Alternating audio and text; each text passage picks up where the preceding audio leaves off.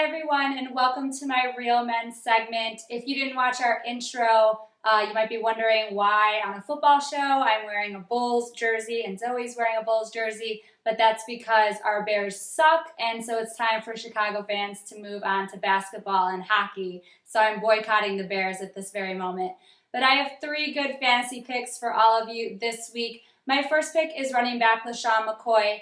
He's a 2-balls pick, and why he's a 2-balls pick is because he's getting vultured a little bit by Darren Sproles and even by their third running back, Polk. So he only has 2 touchdowns on the season, which kind of sucks. He's not been giving you the McCoy-like points that he normally does, but this is a great week to put him in, and hopefully he'll get you 15 to 20 fantasy points. That's what I'm looking for in my leagues. Why you want to play him this week is they're playing Green Bay in Green Bay, and Green Bay is 30th against the run. So I'm hoping that Chip Kelly's going to be a lot smarter than Trustman was last week and run the ball against this crappy run defense that Green Bay has.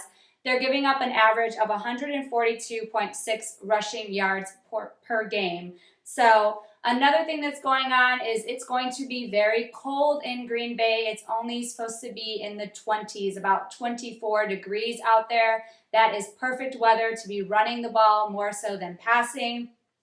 I know everyone got really high on how Mark Sanchez played on Monday Night Football against the Panthers, but I don't think he's going to have as easy of a time. The Panthers secondary is pretty damn bad, so it looked like he was a genius out there. But Green Bay secondary is playing very, very good. I think the Eagles need to lean on the run in this game a lot more than they did against the Panthers. And of course, you want to control the clock. You want to keep Aaron Rodgers off the field. The best way to do that is to run the ball. So go ahead and get McCoy in your lineup this week. I think he could go for over 100 yards. Hopefully another touchdown if he doesn't get vultured by those other 2 backs. My second pick for this week is quarterback Teddy Bridgewater. He is a 4-balls pick. This is a ballsy one. If you're in trouble in quarterback, though, he's out there in every league. Why this is a 4-balls pick is because he doesn't have more than 1 passing touchdown in any game this season yet so far. But if there's a week for him to do it, it's this week because the Vikings play the Bears, and the Bears are horrible on defense this season. The Bears have given up 11 passing touchdowns and 669 passing yards in the last 2 weeks. They are having coverage breakdowns.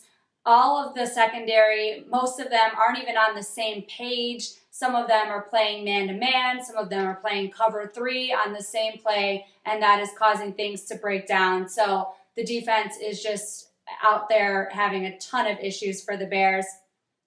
The last 2 weeks, he has passed for over 200 yards, a touchdown, and no interceptions. So he's getting those interceptions cleaned up a lot.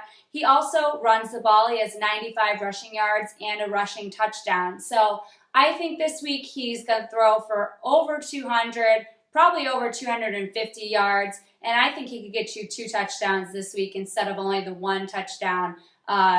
Gosh, maybe even 3 because my Bears are that bad. So get him in your lineup if you're desperate at quarterback. And my third pick for this week is wide receiver Kelvin Benjamin.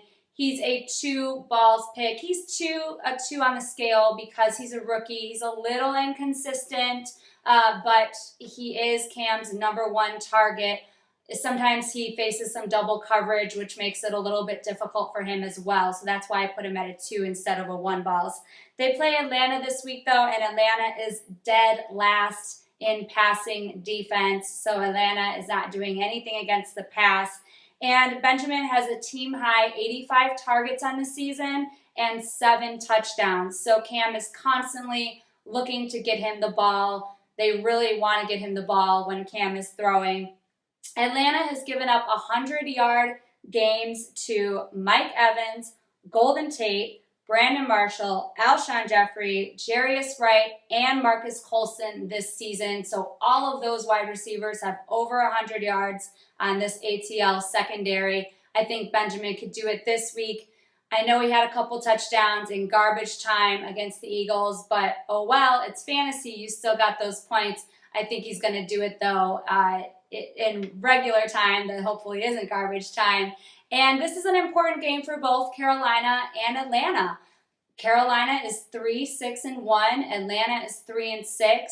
The Saints are only 4-5. So that division right now is up for grabs. This game is in Carolina, an important one for them to win. So go ahead, get Benjamin in your lineup. I think that he'll do a lot better this game than he did against the Eagles. So those are my 3 picks for this week. And we have the Balls profile of Peyton Manning. We have part 2 of it next, so stay tuned for that.